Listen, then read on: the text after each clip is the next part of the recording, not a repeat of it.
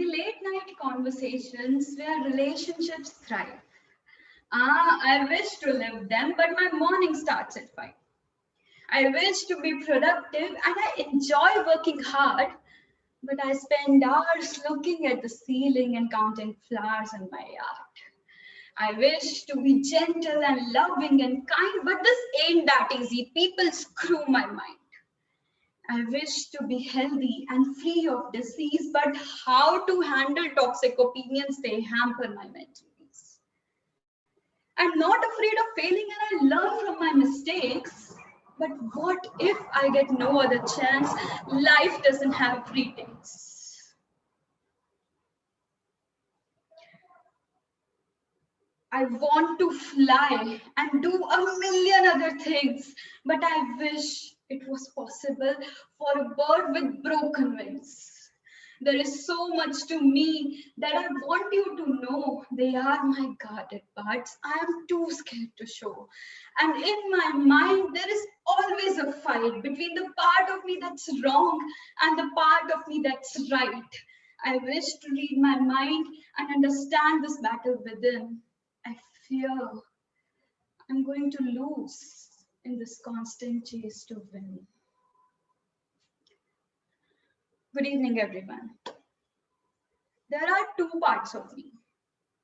One that is diligent, kind, confident, and loving, and the other that is lazy, rude, imperfect, and patient.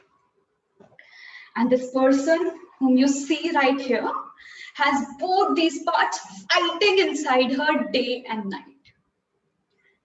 Difference of opinions, disagreements, fights, and conflicts. A conflict is a clash of interests and beliefs. And trust me when I say this, I have always been good at resolving conflicts. Whenever there is a conflict between two people, I'm good at understanding both sides and providing them with a solution which brings them to a middle ground. Also, I never keep things inside me. If I feel something, I prefer telling that to the other person. So whenever there is a conflict between me and someone else, communication works as the best solution. But when there is a conflict within myself, between the two parts of me, I fail. I fail to come to a decision. I fail to come to a conclusion. I fail to understand what's wrong. I fail to understand what's right. I fail to recognize if I'm being too optimistic and overconfident or if I'm just not trusting myself enough. I spend hours overthinking and I still don't reach a result. I fail to communicate with the person who is closest to me, my own self. And this is what we call an inner conflict. I believe that the relationship that I have with myself strongly reflects on all the other relationships in my life. So having a clear mind is the most important foundation of all our relationships. But let us also not neglect the fact that conflicts are unavoidable. I mean, our mind is a belief-making machine. Each day we get millions of thoughts and we have to make thousands of decisions. And while this might seem like all the decisions that we make are conscious, research proves that most of the decisions that a person makes in his day-to-day life are unconscious. So what do you think? Is it even possible for us to control this battle within and finally reach a conclusion?